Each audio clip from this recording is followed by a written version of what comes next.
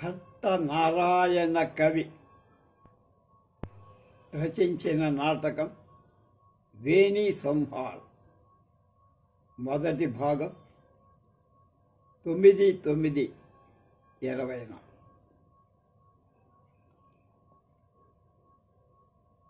భట్ట నారాయణ కవి గురించి తెలుసుకుందాం. సంస్కృత సాహిత్యంలో సుప్రసిద్ధమైన వేణీ సంహార నాటకం రచించింది సంస్కృత నాటకకర్త భట్ట నారాయణ. ఈయన శాలివాహన శకం 6-7 శతాబ్దాల కాలం బెంగాల్లో ఆదిశూరుడు అనే రాజు ఆస్థానంలో ఉండేవారు. వేణీ సంహారం భరతుడి నాటక లక్షణాలు కలిగిన ఇతివృత్తం. దీని తెలుగులో వడ్డాది సుబ్బరాయుడు గారు 1883లో అనువాదం చెయ్యగా 1886లో ప్రచురణ జరిగింది. మహాభారతంలో భీముడు దుశ్శాసన దుర్యోధనులను వధించి తన ప్రతిజ్ఞను తీర్చుకునే వృత్తాంతాన్ని తీసుకొని వేణి అంటే జడ, ద్రౌపది జడవని ముడివేయటం అన్నమాట. ఆ వేణీ సంహారం రచించి ఇందులోని వస్తువును చక్కని నాటకీయతతో ప్రస్తుతీకరించారు. భీముడు ధీరోద్ధత నాయకుడు, దుశ్శాసన రక్తశక్తమైన చేతులతో ద్రౌపది వేణిని ముడవటమే అంటే ముడియటమే ఈ నాటక ఇది 6 అంకాల నాటకం.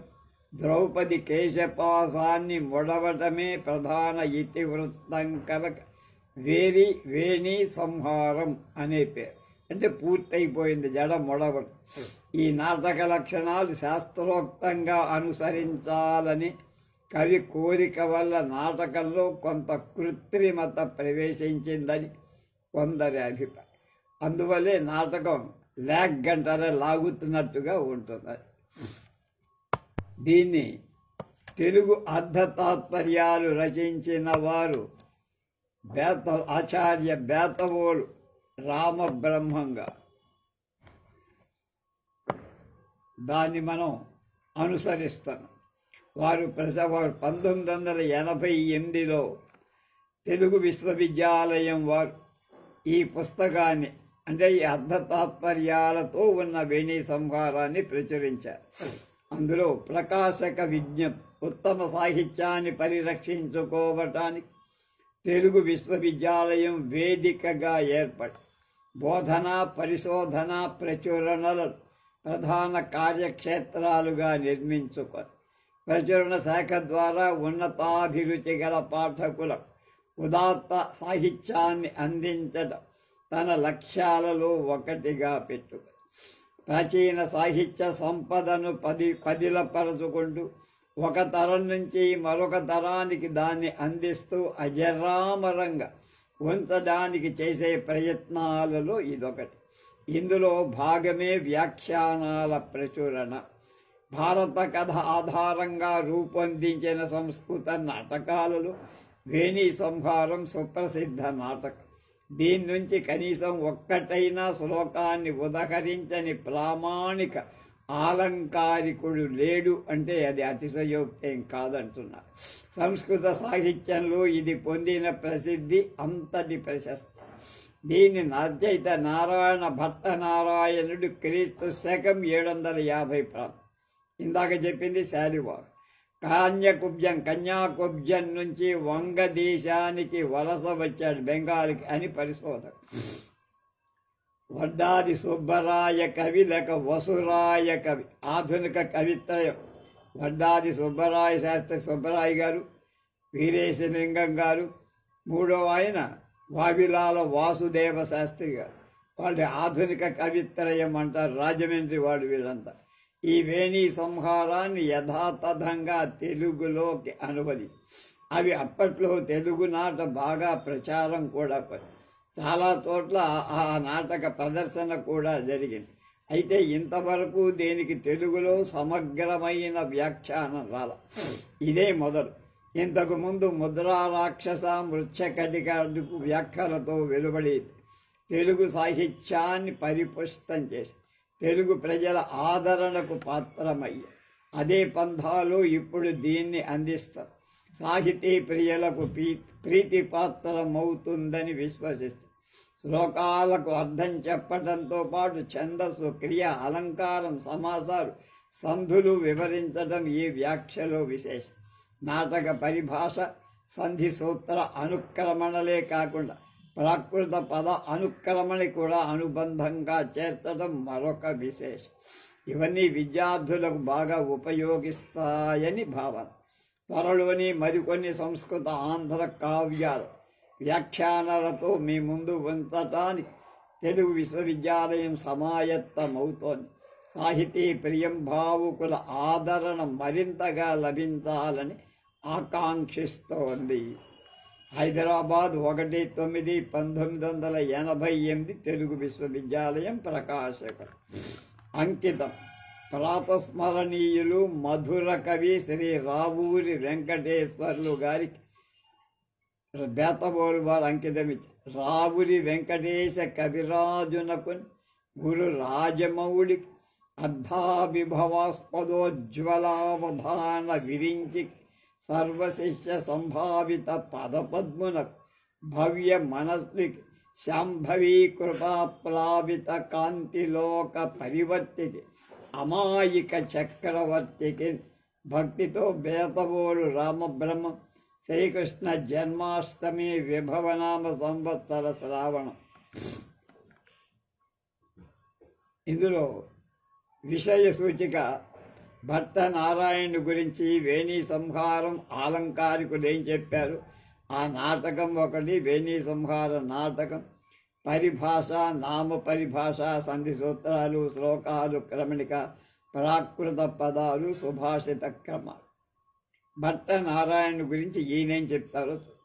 వాల్మీకి ఏ ప్రాంతం వాడు, కాళిదాసు కాలమేది అని ఆధునిక విద్యార్థిని అడిగితే ఉపాధ్యాయుడు గురికి బాలుడు దూరంగా సమాధానం చెప్పి తప్పుకోవాలి తప్ప ఖచ్చితంగా ఈ పట్టణమని, ఈ తేదీ అని నిర్ధారించి చెప్పడానికి అవకాశం లేదు.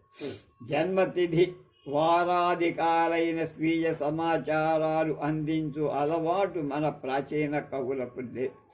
అదృష్టవశంలో తమ పేర్లను తెలియజేశారు, అంతవరకు కొంతనయం. కొందరి పట్ల అది కూడా అనుమానం. దీనికంతటికీ కారణం ఒకటై ఉంటుంది. నన్ను చూసి, నా ప్రాంతాలు చూసి నా కావ్యాన్ని ఆదరిస్తారా ప్రజలు? అందులోని గుణ సంపదను బట్టి ఆదరిస్తారు కానీ అని వాళ్ళ మనస్తత్వం అయి ఉండాలని బేతబోలు వారు. కవిభ్య కావ్యానేవ బహుమాన్యామహే అని ఆనందవర్ధనుడి తీర్మానం. నిజానికి కవి దేశకాలాది పరిధులకు అతీతు. అతడు రచించిన మహాకావ్యం యావత్ ప్రపంచానికి ఆస్తి.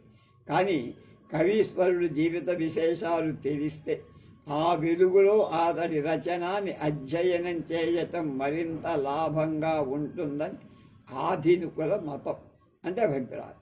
ఈ దృష్టితో చూసినప్పుడు మన వారి అలవాటును అభినందించలేం. భట్ట నారాయణుడి విషయం కూడా మనకు తెలిసిన సమాచారం చాలా తక్కువ.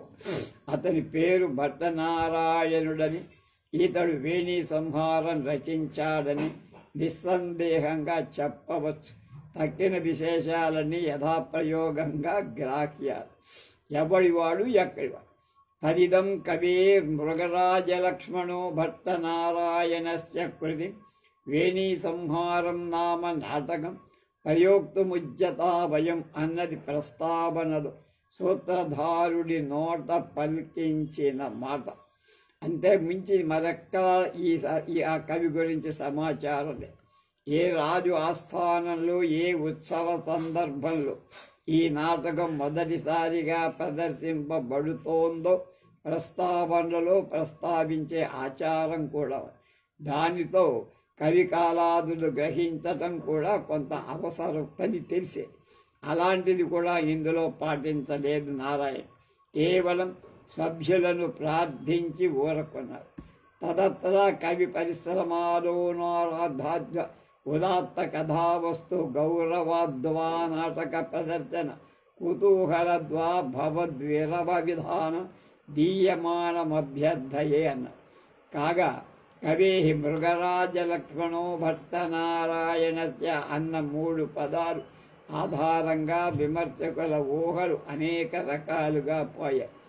భట్ట శబ్దం భర్తృపద పర్యాయమని, మృగరాజ బిరుదు క్షత్రియ ఉచితము కనుక కొందరు భావించగా, కవీ మృగరాజ లక్ష్మణ అన్నది సింహ బిరుదాంకతుడైన కవి అని చెబుతోందని, కవి సింహ అనే బిరుదు ఆయనకి ఉండవచ్చని, ఇది క్షత్రియ ఉచితమే కానవసరం లేదని, భట్ట శబ్దం ఉపనామంగా ఉండటం బ్రాహ్మణత్వ సూచన అని కొందరు. వంగదేశం ఏలిన రాజవంశాల చరిత్రను చెప్పే క్షితీశ వంశావళి చరితం, బంగరాజ ఘటక రాజావళి గ్రంథాలలో ఒక భట్ట నారాయణుడు ప్రస్తావింపబడ్డాడు. ఈతడు కన్యాకుబ్జం నుండి వంగదేశానికి వలస వెళ్ళిన బ్రాహ్మణుడు, కౌండిన్య గోత్రుడు. శేష వంశ ప్రవర్తకుడైన గౌడాధిపతి ఆదిసూర్యుడి ఆహ్వానంపై 4 బ్రాహ్మణులతో ఈ భట్ట నారాయణ వంగదేశానికి వచ్చి ఏదో యజ్ఞం చేయించాడు. బహుకృతిగా 4-5 ఊళ్ళు కూడా పొందారు. క్రమంగా భట్టనారాయణుడు అభివృద్ధి చెంది ఒక రాజవంశానికి తానే ప్రవర్తకుడయ్యాడు. రాజవంశానికి వర్షాన్ని కోరి గౌడాధిపతి యజ్ఞం చేయ సంకల్పించాడని, దాన్ని నిర్వహించడానికి వంగ విద్వాంసులు తిరస్కరించారని, అప్పుడు కన్యాకుబ్జాన్ని సహాయం అర్థించాడని, అతడు భట్టనారాయణ ప్రముఖులను పంపాడని క్షితీ వంశావళి చరిత్రం చెబుతారు. ఇది ఒక కథ. భగవంతుని ప్రసన్నుడి చేసుకోవటానికై ఆదిసూర్యుడనే రాజు యజ్ఞాన్ని సంకల్పించాడని మగధ వంగరాజ ఘటకం అనే కావ్య పుస్తకంలో వంగరాజ్యానికి రానున్న ఉపద్రవాన్ని తొలగింపచేయట భట్టనారాయణ ప్రభృతులు ఆహూతులయ్యారని ఇంకొక కథ.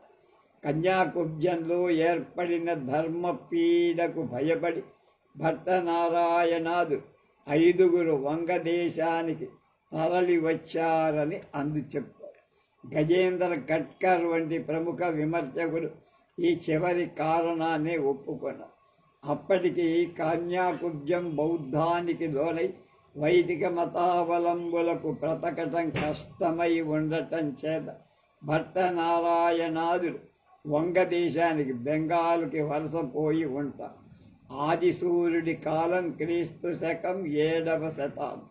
అదే వేణీ సంహార కర్త భట్టనారాయణ కాలమని వీళ్ళందరి అభిప్రాయం. వేణీ సంహార ప్రస్తావనలో ఆదిసూర్యుడి ప్రసంగం కానీ, కన్యాకుబ్జ అధిపతి ప్రసక్తి కానీ లేదు. అలాగే నాటకంలో పరోక్షంగా అయిన ధర్మ పీడల పరామర్శ కూడా, ధర్మానికి ఏర్పడ్డ ఇబ్బంది కూడా పై కథలే నిజమైతే ఇలాంటిది అసంభవం. కనుక వేణీ సంహార భట్టనారాయణుడు కన్యాకుబ్జ నారాయణుడు వేరువేరుగా ఉంటారని శ్రీ రమాశంకర త్రిపాఠి ప్రముఖులు అభిప్రాయపడి, క్షితీశ వంశానికి చరితాదులలో భట్టనారాయణ వైదిక బ్రాహ్మణుడుగానే తప్ప కవిగా వేణీ సంహార రచయితగా పేర్కొనకపోవటం కూడా వీరి అభిప్రాయానికి బలం. ప్రస్తావనలో రాజ ప్రశస్తి చేయకుండటం, రాజులు లోకప్రియులు, విద్యుద్బంధువులు, గుణగ్రాహులు, సతత సుకృతులు కావాలని భరతవాక్యాన్ని ఆకాంక్షించడం చూడగా వేణీ సంహార రచయిత రాజాశ్రయాన్ని కోరని సర్వస్వతంత్రుడై ఉన్నాడని భావించి రాజాస్థానంలో కాక జనసామాన్యం ఎదుట మొట్టమొదటగా తన నాటకాన్ని ప్రదర్శింపచేశాడు అనేది ఈతని స్వతంత్ర ప్రవృత్తికి కూడా ఒక నిదర్శనంగా ఉంది. ఈ కవి ఇందులో 3 నాంది శ్లోకాలు రాశారు. అది మరొక విచక్షణ. మొదటి 2 విష్ణుపర, 3వది శివపర. అయినా తథాపి భక్తి తరుణేందుశేఖరే అన్నట్టు ఈతని భక్తి విష్ణు పారమ్యం పట్లని ముగ్గు ఎక్కువగా. కావ్య రచనకు భరత కథను స్వీకరించటం మొదటి భరత వాక్యంలో భవతు భగవన్ భక్తి ద్వైతం వినా పురుషోత్తమే అనటం మొదటి దానికి సార్. ఎప్పటివా వేణీ సంహార రచనా కాలాన్ని నిర్ధారించటానికి గ్రంథస్థంగా ఆధారాలేం లేవు.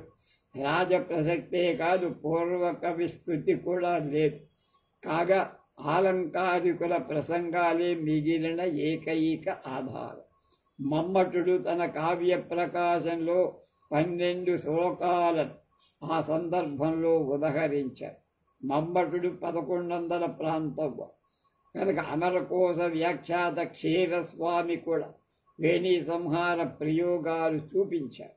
ఈతడు 1100 వాడే. సరస్వతి కంఠాభరణకర్త భుజరాజు, దశరూపకర్త ధనుంజయుడు వేణీ సంహారాన్ని ఉదహరించారు. వీళ్ళిద్దరూ 1100 సంవత్సరాలు. వీరికన్నా ప్రాచీనుడు ఆనందవర్ధనుడు తన ధ్వన్యాలోకంలో వేణీని ప్రస్తావించి ఉన్నాడు. ఈతడి కాలం 9వ శతాబ్దం ఉత్తరార్ధం. వామనుడు తన కావ్యాలంకార సూత్ర వృత్తిలో వేణిలోని పతితం వేచ్చతి చితో అనే వాక్యాన్ని ఉదహరించి వేచ్చి ప్లస్ అసి వ్యాకరణ అనుకూలత ప్రకటించి ఈ వామనుడు క్రీస్తు శకం 800 ప్రాంతం.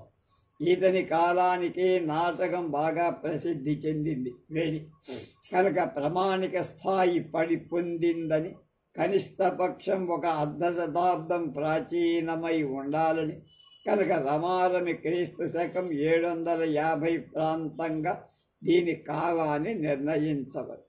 క్షితీశ వంశావళ్యాదులలో పేర్కొనబడిన భట్ట నారాయణుడే దీని రచయిత అని కాలం భేద అయినను కాలంలో ఏం తేడా రాదు. హర్షుని హస్తాన కవి బాణుని కాలం క్రీస్తు శకం 7వ శతాబ్దం పూర్వార్ధం, అంటే మొదటి 50లో. ఈతడు తన హర్షచరితాన్ని సమకాలిక కవి పండితులెందరినో ప్రస్తావించారు. అందులో భట్టనారాయణుడు లే. అంటే ఈతడు బాణుడికి తదనంతరం వాడు అవటంలో గట్టి అనుమానం లేదు. మొత్తం మీద భట్టనారాయణుడు క్రీస్తు శకం 750 నుండి 800 ప్రాంతం. వేణి అనే మరొక గ్రంథం ఏది భట్టనారాయణుని కృతిగా ఇంతవరకు దొరకదు. సుభాషిత సంగ్రహాలు ఈతని పేర కొన్ని శ్లోకాలు ఉదహరింప, అవి వేణిలో లేవు. ఇముడునని కూడా కావు. కనుక బహుశా వీనిది మరొక గ్రంథం ఉండి ఉండవచ్చు, లేదా ఆ భట్టనారాయణుడు ఇంకొకడై ఉండొచ్చు.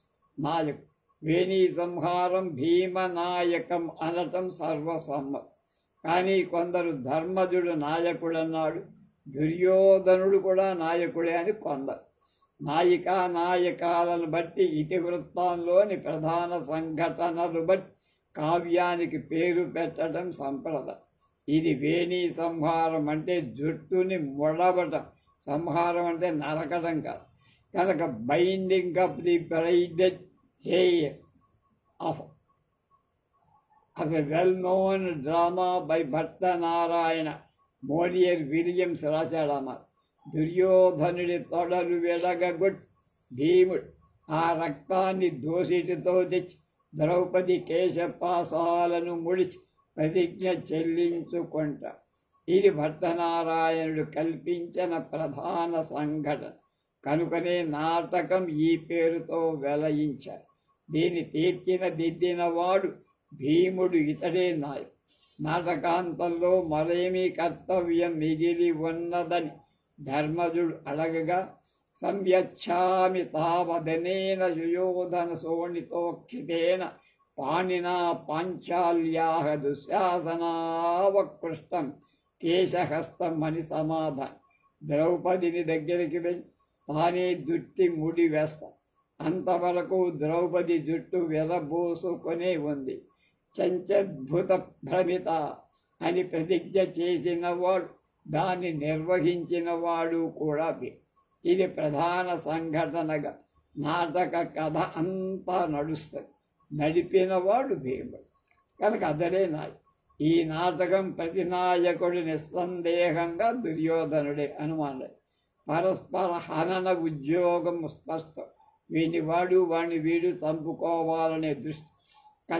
కడపడ పంచపాండవులు దుర్యోధనుడు గదాయుద్ధానికి భీముణ్ణే ఎన్నుకొని, ఇది కూడా భీమ నాయకత్వాన్ని చెబుతాం. ఏ ఊరిలో ఎవరితో నువ్వు యుద్ధానికి చేస్తావో ఎన్నుకోమని దుర్యోధనుడిని ధర్మరాజు అడిగినట్టుగా వ్యాసభావం. అందు భీముడే అడుగుతాడు. ఇది కూడా భీమనాయకత్వాన్ని కనుక నాటకంలో నాయకుడు ప్రత్యంత కల్పించాలనటం మనొక నియమం. ఇది భీముణ్ణి పట్టనే నెరవేరుతోంది. ప్రతి అంకంలో ఆ నాయకుడి పేరుంటారు.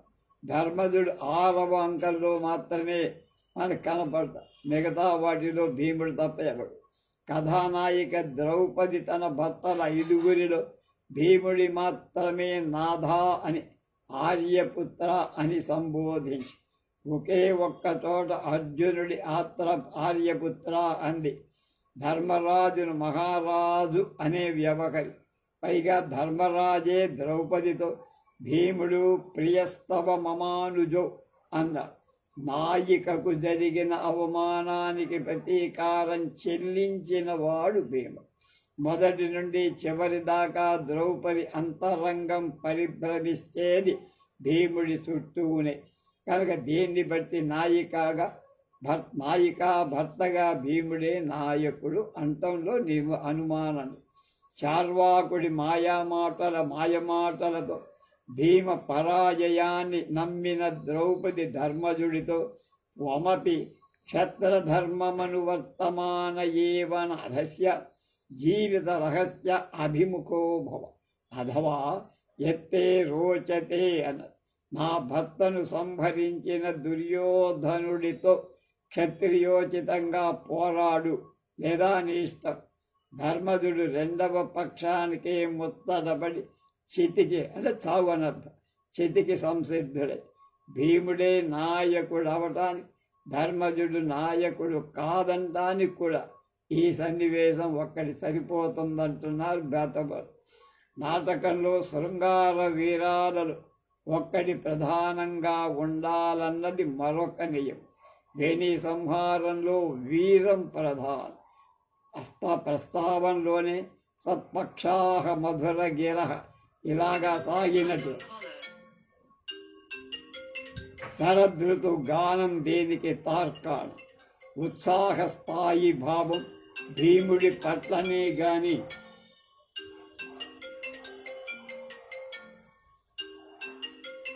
యుధిష్ఠిరుడి పట్ల కనిపించదు. పైగా యుధిష్ఠిరుడి పట్ల 6వ అంకంలో కొంత పిరికితనం కూడా ఆయనలో దుర్యోధనుడిలో ఉత్సాహం వరకలు వేసి, కానీ అతని స్త్రీలోలత్వం, నిత్య శంకితత్వం, అనుదాత్త ప్రవృత్తి, ఆస్థాన ఔద్ధత్యం, కట్టకడపట పలాయనం చిత్తగించి హ్రదంలో దాగడం, పరాజితుడవటం ఇవన్నీ నాయకత్వ భంజకాలు. నాయకత్వాన్ని స్థాపించేవి కావు, ప్రతి నాయకత్వ రంజక కాగా అంగిరసమైన వీరాని ఆలంబన విభావం భీముడే అవుతాడు. కనుక అతడే నాయకుడు.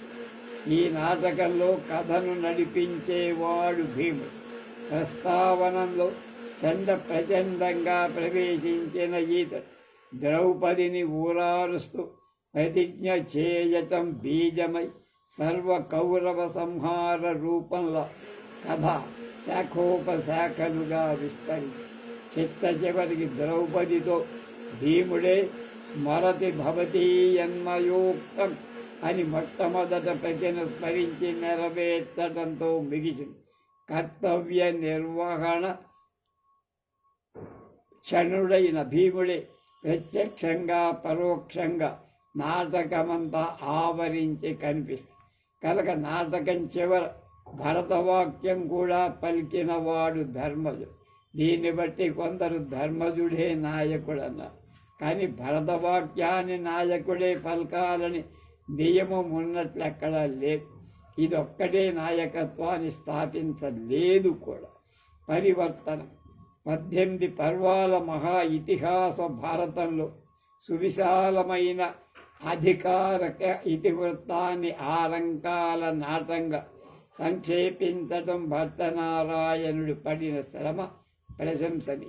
కథను కుదించటగాని నాటకీయతను పెంచుకోవడాన్ని కొన్ని సంఘటనలను వెనకకు ముందుకు మార్చడం తప్ప భారత కథడు ఇతడు చేసిన మార్పులే లేవు. ద్రౌపది జుట్టును భీముడు ముడుచుతున్నది ఇతని ప్రధాన కల్పన. అక్కినవన్నీ యథామూలంలో ఉన్నవి. అలాగే ప్రధాన పాత్రలన్నీ భారతంలో. దుర్యోధనుడి భార్యగా భానుమతి, పాంచాలకుడు సుందరకుడు, రుధిర ప్రియుడు, కంచుకి చేటి మొదలైన అప్రధాన పాత్రలు మాత్రమే ఈయన కల్పించాడు. ప్రథమాంకంలో 5 ఊళ్ళిచ్చిన చాలన్న సందేశంతో కృష్ణుడు హస్తినాపురికి రాయబారం వెళ్ళడం చెప్పాడు. అడిగిన ఆ గ్రామాలు కౌరవ దుర్నయాలు మగ్గడించడం వల్ల కవి కల్పిత చమత్కారం. భారతంలో సంజయ రాయబారం 5 ఊళ్ళ ప్రసంగం మొదట్లో కనిపి సంధి విఫలమై దుర్యోధనాదులు తన్ను బంధించటానికి వచ్చిన వేళ తప్పించుకొని ధృతరాష్ట్రాదుల ఆత్మజ్ఞానాన్ని ప్రకాశింపకోరి శ్రీకృష్ణుడు విశ్వరూపాన్ని చూపిస్తాడు. కాగా ఇందులో బంధింపవచ్చిన దుర్యోధనాదుల నుండి తప్పించుకోవటానికి విశ్వరూపాన్ని చూపించినట్లుగా చిన్న మార్పు చేస్తాడు. తృతీయాంకంలో కర్ణుడు ద్రోణాచార్యుడి మృతి పట్ల నిందారోపణ చేస్తాడు. అశ్వత్థామ అరిగి కత్తి దూస్తాడు. కర్ణుడి చావు వరకు ఆయుధం పట్టనని ప్రతిజ్ఞ. కానీ భారతంలో ఇలాంటి కలహం కృపా కర్ణుల మధ్య ప్రారంభమై అశ్వత్థామకు ఎక్కినట్లు ఉంది. భారతంలో యుధిష్ఠిరుడు సింహాసనాన్ని అధిష్ఠించిన తరువాత చార్వాక రాక్షసుడు ప్రవేశిస్తాడు. ధర్మజనింద అతని అభిలాష ఇందు మునివేషధారి చార్వాకుడు దుర్యోధనుడి వధ కన్నా ముందుగానే సృషితోస్మి దప్పిక గుంటె అంటే దాహంగా ఉంది అని ప్రవేశించి ధర్మజుని మోసగించటానికి ప్రయత్నిస్తాడు. ఈ మార్పు ధర్మజుని తత్వాన్ని ఆవిష్కరించడానికి నాటకీయత పతాక స్థాయికి తీసుకురావటానికి ఉపయోగి. పరికల్పన మొదటి అంకంలో ద్రౌపది భానుమతులు చేతికా సహితులై ఎదురుపడిన సంఘటన కవికల్పన. ఈ సంభాషణ భీముడి క్రోధాగ్ని ప్రజ్వలింపజేసి ప్రతిజ్ఞకు దారి తీసి బీజారోపణకి కారణమైంది. రెండవ అంకంలో భానుమతి స్వప్న వృత్తాంతం కవికల్పన. ఇవి భావి సూచకం. నకులం అంటే ముంగిస 100 పాములను చంపడం భానుమతికి వచ్చిన దుఃఖ స్వప్న. నకుల శబ్ద శ్లేష కవి చేతికి బాగా అందుబాటులోకి వచ్చింది.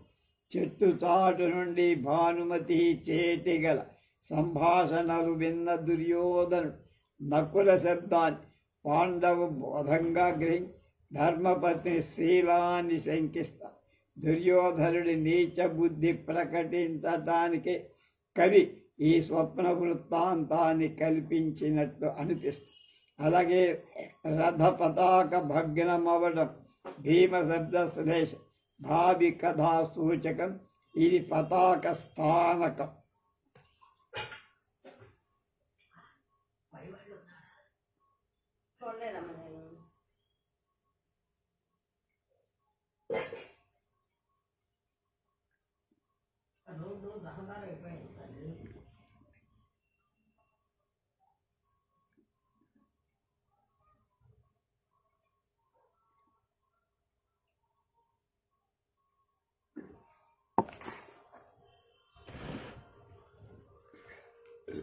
ఒకవైపున భీషణ యుద్ధం జరుగుతుంటే దుర్యోధనుడు భానుమతితో సరసాలాడటం అనే ఈ కవి కల్పన రాజరాజు బాధ్యతారాహిత్యాన్ని ఆవిష్కరించటానికే అయిన భానుమతి వ్రత నియము దుర్యోధనుడు ఉల్లంఘించటానికి తొడలపై కూర్చోవటానికి రమ్మనటం భావి కథా సూచక.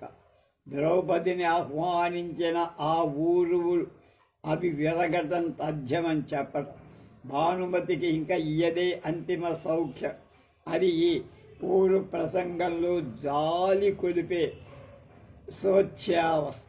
తృతీయాంకంలో రుధిర ప్రియులను కల్పించి సంగ్రామ భీషణతను కవి చూపించగా ద్రోణ ఘటోత్కజ జయద్రథాదుల వధను సంక్షేపించాడు.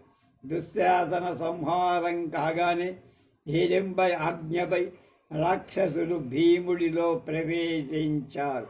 అప్పుడు అతడు రక్తపానం చేశాడు. తేన హి స్వామినా వృకోదరేణ దుశ్శాసనస్య రుధిరం పాతుం ప్రతిజ్ఞాతం తచ్చాస్మాభిరాక్షసైరను ప్రవిశ్య పాతవ్యమితి. ఇది కూడా కవి కల్పనే.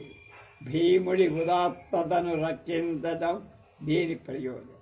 ద్రోణాచార్యుడికి జరిగిన అవమానాన్ని తీవ్రంగా ప్రతిస్పందించి అశ్వత్థామ చండ ప్రచండంగా ఏల విజృంభించాల అనేదానికి సమాధానంగా ఈ కవి చేసిన చిన్న మార్పు గొప్పగా ఉపయోగపడు. ద్రోణాచార్యుడు ఆజ్యవం లేని మహావీరుడని నిందారోపణ చేసి కర్ణుడు వాచాలత్వం చూపించాడు, దమ్ము లేనివాడని. దుర్యోధనుడు మాట్లాడ కిమి నాస్తిగా ఉంది.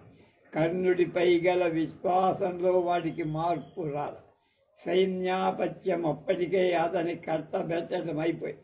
ఈ దశలో అశ్వత్థామ గురుదూషకుడైన కర్ణుడిపై కత్తి దోయటం, ఆయుధం పట్టనని ప్రతిజ్ఞ చేయటం, అయం పాపూయావన్నిధనముపేయాదరిశరై అనే దాన్ని సమర్థిస్తారు. అదే సమయంలో భీముడు దుశ్శాసనపై పడుతాడు. వాటిని వారింపగల శక్తి దుర్యోధన రాధేయులకు లేదని తెలిసి అశ్వత్థామ ప్రతిజ్ఞాభంగం నరకమే వచ్చిన రానిమ్మని పునఃశస్త్ర గ్రహణానికి ఉద్యుక్తుడవుతాడు. అప్పుడు ఆకాశవాణి వారిస్తుంది, దైవ ఘటన పాండవులకు అనుకూలంగా ఇలా ఉన్నదని. అశ్వత్థామ సవిచారంగా నిష్క్రమిస్తుంది. ఈ కల్పన ద్రౌణి ఆజ్యవాణి ప్రభు భక్తిని నిరూపించడానికి, ద్రౌణి అంటే అశ్వత్థామ, సహకరిస్తుంది. ఇలా భట్ట నారాయణుడి కల్పనలు పాత్ర ఉన్మేషణానికి, నాటకీయత పరిపోషణానికి సహకరించి చరితార్థాలవు. భారత కథాతత్వానికి కాని, పాత్ర ఔచిత్యానికి కాని, సందేహానికి కాని ఈ కల్పన విరోధులు కావనటం స్పష్టం. కృతజ్ఞత. వీరరస ప్రధానమైన సంస్కృత సాహిత్యంలో ప్రౌఢ నాటకంగా ప్రసిద్ధి పొందిన అలంకారికుల మన్ననలు పొందిన వేణీ సంహారాన్ని తెలుగులో ఇంతవరకు వ్యాఖ్యానం రాకుండడం నా పురాకృత శుభ ఆధిక్యం తానెత్తిదో. వ్యాఖ్యానం పీఠిక సంతరించే పట్ల డాక్టర్ రమాశంకర త్రిపాఠి మహోదయుల రమాఖ్య వ్యాఖ్యానం మోతీలాల్ బనార్సీదాస్ మార్గదర్శకంగా ఉపయోగించి దీనికి నేనెంతైనా రుణపడి. పాఠాంతరంలో అధిక పాఠాలు నిర్ణయించడం నిర్ణయ సాగర ప్రతిని చరణుడు. ప్రధానంగా విద్యార్థులకు, సంస్కృత అనభిజ్ఞులైన సాహితీ ప్రియులకు ఇది ఉపయోగించాలని సంకల్పం.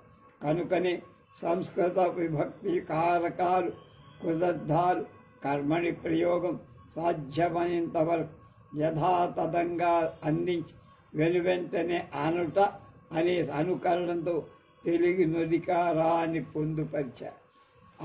అపరితోషిద్వష అన్నారు నా పడిన భ్రమ ప్రమాదాలు ఏవైనా ఉంటే తెలియచేయండి. కృతమెరిగి ద్వితీయ ముద్రణ సవరించుకుంటానని చెప్తాను. కాగా అలంకార నిర్ణయం వల్ల అభిప్రాయ భేదాలు కూడా ఏర్పడు. ఇది అలాంటిదే. సౌహార్దం అభ్యర్థని. ప్రకాశకుడు తెలుగు విశ్వవిద్యాలయం వారి కృతజ్ఞుని. తమ ఉపాధ్యక్షులు మా గురుదేవులు ఆచార్య శ్రీ తూమాటి దొణప్ప గారి భూయో భూయో నమామి. ముఖ చిత్రాన్ని అందించి గ్రంథానికి అట్టహాసం, అట్ట మీద హాసం, అట్టహాసం పెంపొందించిన పాప్యులరైజ్ అన్నదాన్ని ఈయన పాప్యులరైజ్ చేసిన శ్రీరమణుల కృతజ్ఞతలతో గీతాచార్యుడు బాపు గారికి నమస్కారం. దీని అందంగా చాతుర్వర్ణ్యంగా ముద్రించిన ద ప్రింటర్ హైదరాబాద్ యజమానులు మస్తాన్ రావు గారికి అభినందన. నా కోర్కి మన్నించి వేణీ సంహారం అలంకారికులు అందించిన మిత్రులు కేడిఎస్ శాస్త్రి, వేణీ సంహారం నాటకం సమకూర్చిన చిరంజీవి డాక్టర్ అంబడిపూడి నాగభూషణం, వీరిరువురి మేలు మరువలే. తప్పొప్పుల పట్టికతో పని లేకుండా నిర్దుష్టంగా తెలుగు పుస్తకాన్ని ప్రచురించాలని ఒక ఆశ. అది 99 పాళ్ళు నెరవేరు. 1-2 ముద్రా రాక్షసాలు తప్పల. అవి అర్ధాగతికి అడ్డంకులు కాకపోవటం అదృష్టం. ముద్రణ వల్ల ఇంతటి ప్రత్యేక శ్రద్ధ చూపి సహకరించిన లక్ష్మీ ప్రెస్ అధినేత మిత్రుడు కె శ్యాంబాబుకు అభినందన. 2వ తడవ ప్రూఫ్ చూడటం లాంఛనప్రాయమే అయినట్లుగా నేర్పు చూపినటువంటి కోర్పరి చిరంజీవి ఎస్ రత్తయ్యకు మెచ్చుకోడు. అలాగే అక్కడి ఉద్యోగులు చింతలపాటి శివప్రసాద్, కెఎన్ సత్యనారాయణ, ఆర్ యోగేశ్వరరావుల సహకారం నాకు శ్రమ సగాని సగం తగ్గి. పై కొసర్ సింహభూపాలుడు తన రసార్ణవ సుధాకరంలో అడయార్ ప్రతి 70 మన్మథాప్యాయకమగు కాంతికి లక్ష్యంగా వేణీ సంహారంలో అందని ఇచ్చిన శ్లోకం ఇక్కడ పొందుపరుస్తారు. ఇది అధిక పాఠం ప్రస్తావనలో ఉంది అని స్పష్టం. ఆశీస్సుగా ఉండటం నాంది అనిపిస్తుంది. అగుతో ఇందరి నాంది చతుశ్లోకి అనవలే కాని ప్రథమాంకం 6వ శ్లోకమని ఉదహరించటం కుదరదు. 5వ శ్లోకం తరువాత ఇది ఇమడటానికి సందర్భం సాలపని. భవంత ఏవ ప్రమాణం ఉత్తిష్టంచారతాంతే భరమురగౌతౌ పాణినైకేన కృత్వా ధత్వా చాన్యేన వాసః శిథిల కబరీభారమంసే వహంత్యా భూయః తత్కాలకాంతి ద్విగుణిత స్వరత ప్రీతిన శౌరినా వహ శయ్యాం ఆలింగనీతం వపురల సల సద్బాహు లక్ష్మ్యాహ పునాదు. వేణీ సంహారంలో 1లో 6 దీన్ని ఇక్కడ చెప్పి సెలవు పుచ్చుకున్నారు. ఇక ఈ అలంకారాలు గీలంకాల మన దూరకొద్దు. మనం డైరెక్ట్గా కథలోకి వెళ్ళిపోతాం, సంహారంలోకి వెళ్తాం, నాటకంలోకి వెళ్తాం.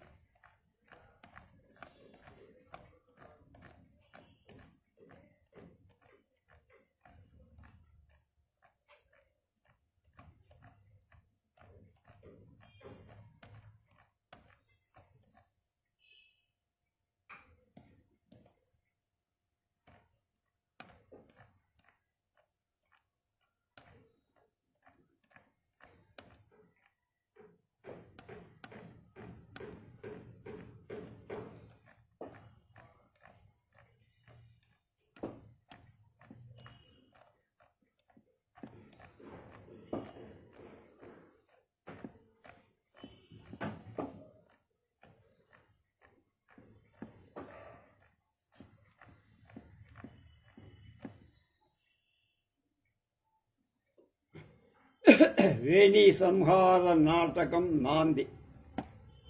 నాందిలో కూడా సాధారణంగా ఏ దేవతా స్థుతిలోనో స్త్రీతోనో ఏదో ప్రారంభిస్తుంది.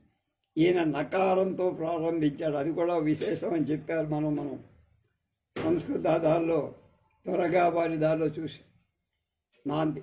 నిషిద్ధైరప్యేభిక్షుళిత మకరందో మధుకరై కరైరిందోరంతశ్చురిత ఇవ సంభిన్న ముకుల విధత్తాం సిద్ధిన్నోన్నయన సుభగ మత్స్యవదస ప్రకీర్ణ పుష్పాణం హరిచరణయో చరణయో అంజలి అయం.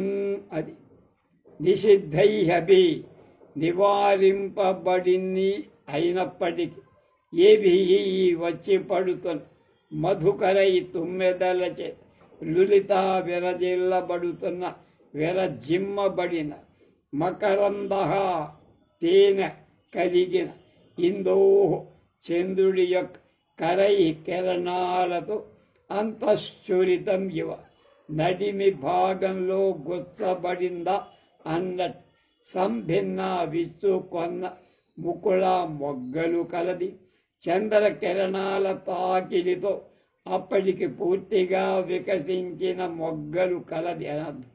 హరిచరణయో విష్ణు పాదాలయం ప్రకీర్ణగా వెదజల్లబడింది అయిన అయం ఈ పుష్పతాం పూల యొక్క అంజలి దోసిలి నమస్కారం అస్య ఈ ముందున్న సదసహ సభకు ప్రేక్షకులకు వీక్షకులకు నయన శుభగాం కన్నుల పండువ చేసే సిద్ధిని అభినయ సాఫల్యాన్ నహా మాగ్ నటులకు నిరత్తాం ప్రసాదించుగాక అని ప్రేక్షక దేవుళ్ళకి నమస్కారం పెట్టారు.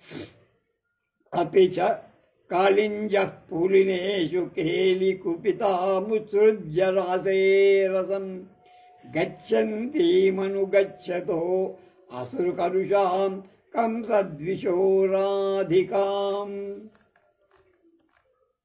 తత్పాదః ప్రతిమా నివేశిత పదస్యోద్భూత రోమోద్గతే రక్షుణ్ణోనునయః ప్రసన్నదయితా దృష్టస్య పుష్ణాతు వః.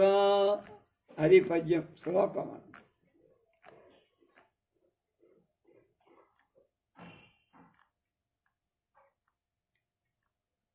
కాళింద్యాః కాళింది అంటే యమునా నది.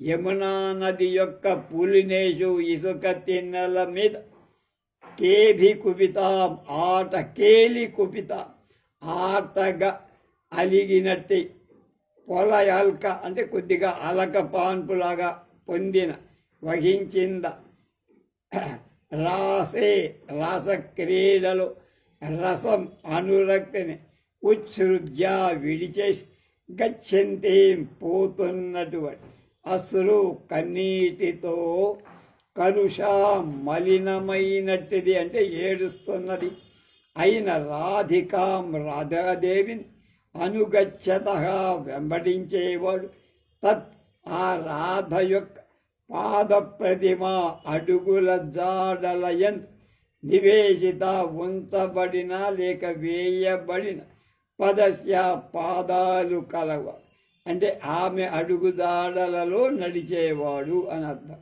ఉద్భూత ఉత్పన్నమైన రోమోద్గతే పొలకలు కలవాడు ఆ ప్రపన్న అదుక వదిలి ప్రసన్నురాలైన దయిత ప్రేయసి రాధతో దృష్టస్య వీక్షింపబడినవాడు అయిన కంసద్విష శ్రీకృష్ణుడి యొక్క అక్షుణ్ణ సఫలమైన అనునయ వేడుకోలు అభ్యర్థన వహా మనలను పుష్ణాదు పోషించుగాక. కనుక కృష్ణుడు కోపగించింది పొల అలుకంట. ఎవరు? కృష్ణుడిపై కోపం రాదు, ఏదో బతిమాలాడు, మళ్ళా మామూలైపోయి. అలాంటి రాధా మాధవుడు, రాధ పాదాలలో నడిచే మాధవుడు, ఆ ఇద్దరు మనందరికీ శ్రేయస్సు కలిగించు కాగా అని.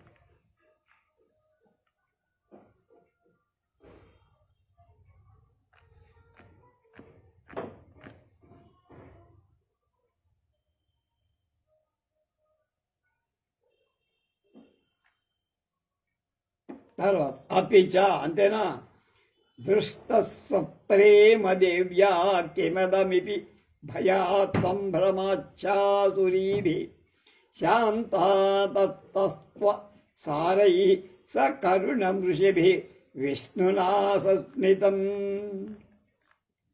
అకృష్యాస్త్రం సగర్వై ఉపశమిత వధూ సంభ్రమైర్దైత్యవీరైః సానందం దేవతాభిర్మయపురదహనే మూర్ఛతి పాతు యుష్మాన్. ఇప్పుడు ఇందాక కృష్ణుణ్ణి ప్రార్థించారు, ఇప్పుడు శివుణ్ణి ప్రార్థిస్తున్నారు. మయుడనే రాక్షసుడి చేత నిర్మితాలైన త్రిపురాలను 3 పట్టణాలు దహనే కాల్చే సమయంలో దేవ్యా పార్వతీదేవితో సప్రేమ అనురాగంతో దృష్ట వీక్షించబడినవాడు అంటే చూడబడ్డవాడు. త్రిపురాసుర సంహారం చేస్తున్నప్పుడు నా మొగుడు ఇంత గొప్ప పని చేస్తున్నాడు అని ఆనందపడిందట. అలాంటి ఆనందంతో చూస్తున్న పార్వతీ దృష్టి కలవ. అశుభీభి రాక్షసాంగనల చేత, రాక్షసల స్త్రీ చేత ఇదం ఇది, కిం ఇది ఏమిటి అని, భయాత్ భయం వల్ల, చ అంతేకాక సంభ్రమాత్ ఉద్వేగం వల్ల, దృష్టగా తిలకింపబడింది, చూడబడినవాడు, శాంత ఉపశమించిన, అంతస్తత్వ అంతరంగ స్వభావాన్ని కలిగి, సారై ధనం కలవారైన ఋషిభి మునులతో అంటే అంతఃకరణతో గొప్పవాళ్ళైన ఋషులతో, సకరుణం జాలిగా, దృష్టగా చూడబడినవాడు, విష్ణున నారాయణుడి చేత సస్మితం చిరునవ్వుతో దృష్టగా చూడబడినవాడు, ఉపశమిత శాంతి పొందింపబడిన వధు స్త్రీల యొక్క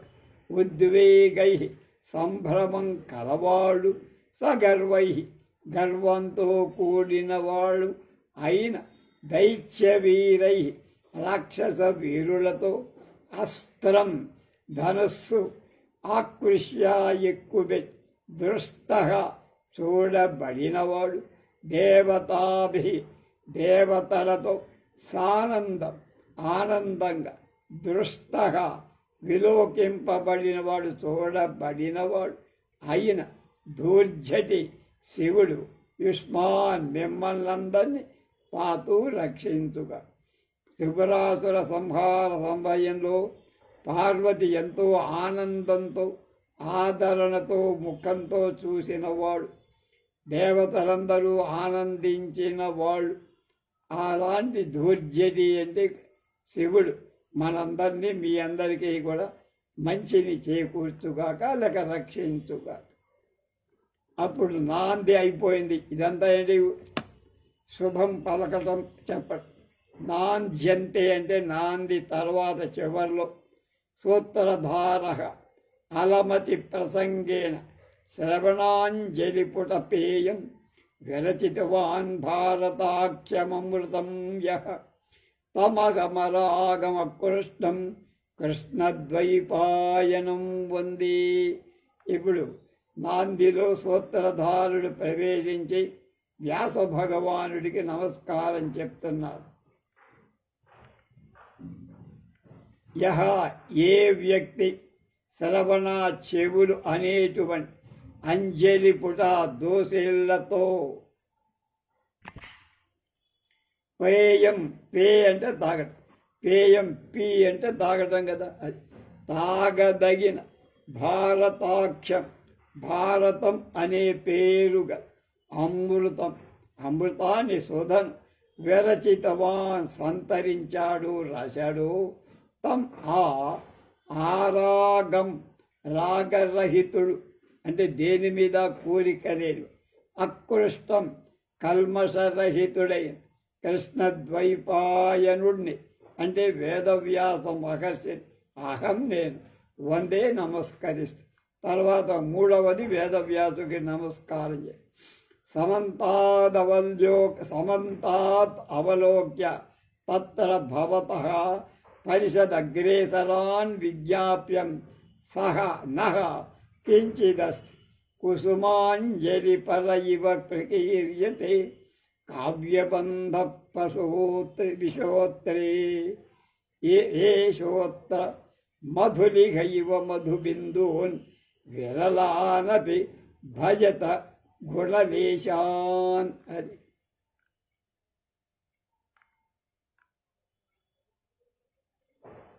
సమంతాత్ అవలోక్య అన్ని వైపులా చూసి తత్ర భవతః గౌరవింపదగిన వాళ్ళైన పరిషత్ అగ్రేసరాన్ సభాసదులను ఉద్దేశించి విజ్ఞాప్యం విన్నవింప తగినది మహా మాకు కించిత్ అస్తి కొంచెముంది.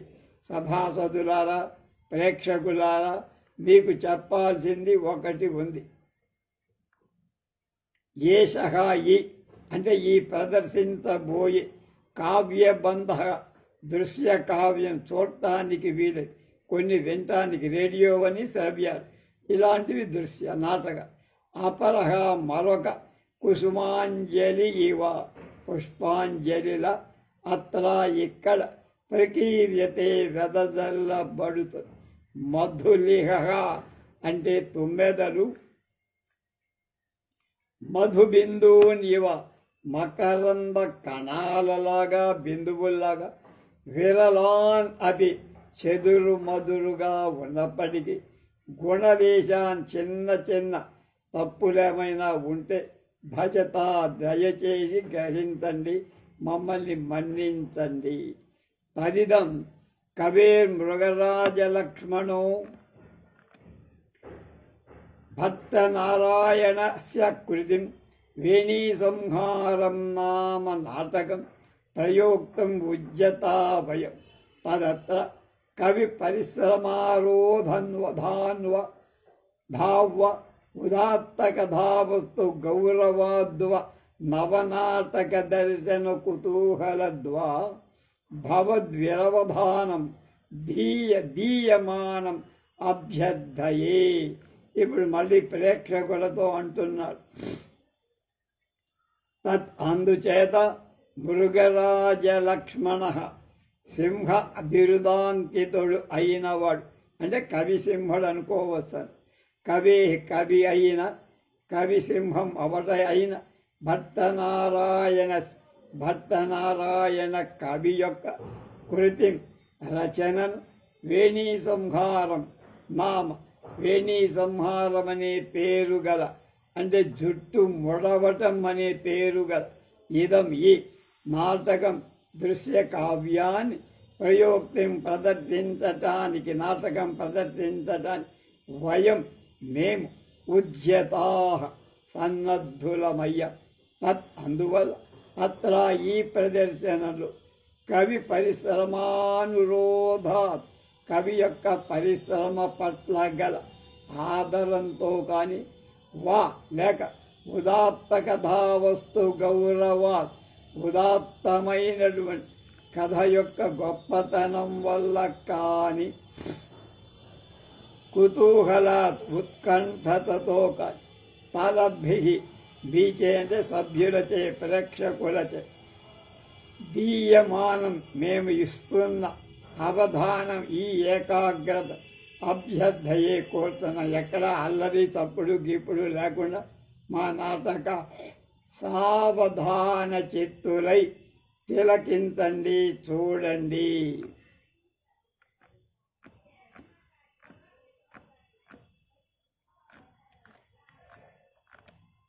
భావత్పర్యతాం నేపథ్యంలో ఏతే ఖల్వార్య విదురాజ్ఞయా పురుషా సకలమేవ శైలూష జనం వ్యాహరంతి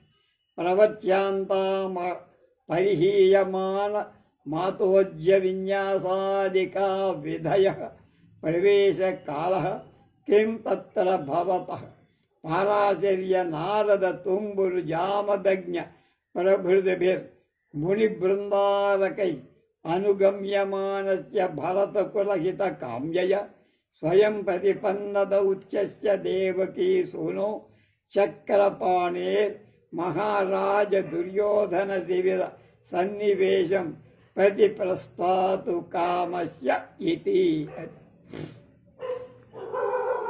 భావ అంటే ఓ విద్వాంసుడా, భావో విద్వాన్ ఇతి అమరుడు. భావ అంటే కూడా అమరులు విద్వాంసుడు. త్వర్యతాం త్వరపడండి,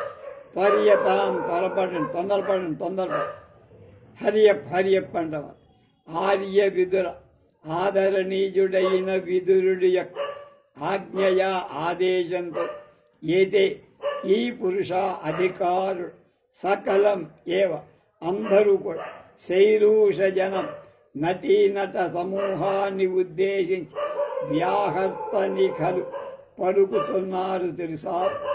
ఆతోజ్య 4 విధాలైన వాద్యాల యొక్క విన్యాస ప్రయోగం ఆదిక మొదలైన వాటి కలయికవల విధయ విధులన్నీ అపరిహీయమాన దోషరహితాలు అయినట్లుగా ప్రవచ్యాంతం నిర్వహించబడుగా. తతం వీణాదికం అనర్థం అంటే మృదంగం సుశిరం మురళి మొదలైనవి, కాంస్యం తాళాదికాలు అది కలిపితే 4, అత్యోద్యమ వాదిత్రయం అన్నమాట. తతం వీణాదికం వాద్య మానందం మవ్రజాదికం వంశాదికం తుషిరం కాంస్యం తాళాధికం ఘనం చతుర్విధం ఇదం వాద్యం వాదిత్రాతోద్యమనార్మకం ఇత్యమర. అమరంలో చెప్పారు ఈ 4 వాద్య విషయం. పారాశర్య వ్యాసుడు, నారద తుంబుడు, జామదజ్ఞ పరశురాముడు ప్రభృతి మొదలైన వాళ్ళు ముని బృందాలకై ముని వరేణ్యులతో అనుగమ్యమానస్య అనుసరింపబడుతున్నటువాడు భరత వంశాన్ని హితకామ్యయ మేలు చేకూర్చటంలో స్వయం తనకు తానుగా ప్రతిపన్న స్వీకరించిన తానే ఈ రాయబారానికి వెళ్తానని చెప్పుకొని దౌత్యస్య దూతకృత్యం కలవాడు మహారాజరాజైన దుర్యోధన సుయోధనుడి యొక్క శిర సన్నివేశం ప్రతి కటకురీరంలో స్థానాన్ని ఉద్దేశించి ప్రస్థాతు కామస్ పూగూరుతున్నవాడు అంటే దుర్యోధన కొలువుకోవడానికి వెళ్ళబోతున్నాడు. అయిన తత్ర భవత అక్కడ గౌరవింప తగినవాడు దేవకీ సూనో దేవకీ పుత్రుడైన చక్రపాణి శ్రీకృష్ణుడి యొక్క ప్రవేశకాలాహ తిలహ ప్రవేశ సమయమైంది. వ్యాసాదులతో కూడి దుర్యోధన శిబిరానికి దూతగా శ్రీకృష్ణమూర్తి ప్రవేశిస్తున్నాడు. ఇది అని పురుష వ్యావహంతి అని తర్వాత చెప్పేదాంతో ఇది అన్వయం అవుతుందన్నమాట. తర్వాత సూత్రధారుడు ఏమంటాడు, నాటకం ఎలా సాగుతుంది రేపు తెలుసుకుందాం.